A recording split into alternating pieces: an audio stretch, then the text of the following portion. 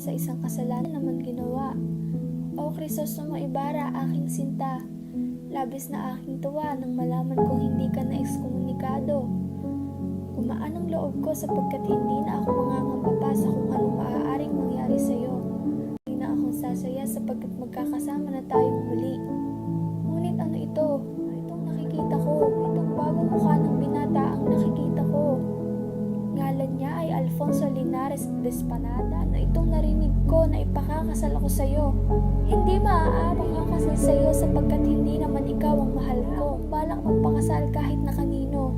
Si Crisostomo lang ang mahal at mamahalin ko. Ay sumang-ayon ng tadhana at ikaw ay iginulong. Tuloy na ang pagpapakasal, mahal ko. Naway maintindihan mo ang rason ko sa pakikipag-isang dibdib sa hindi ko naman gusto. Para rin sa kapakanan mo, kaya ginagawa ko ito at pagrespeto na rin sa sinapit ng ina ko. Akala ko ito na ang pinakamasaklap sa buhay ko, ngunit ano itong nabalitaan ko? Patay? Sino ang patay?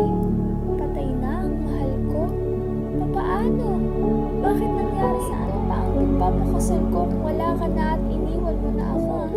Maaari mo bang pagbigyan kahit sa huling pagkakataon na lamang? Kung siya ay nabubuhay, kaya ko ipagbahay ng aking sarili.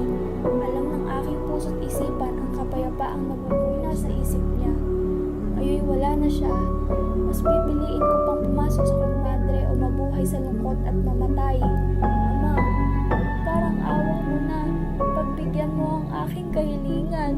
Mahal, patawarin mo ako kung nainip ako't sumuko, kung naging mahina man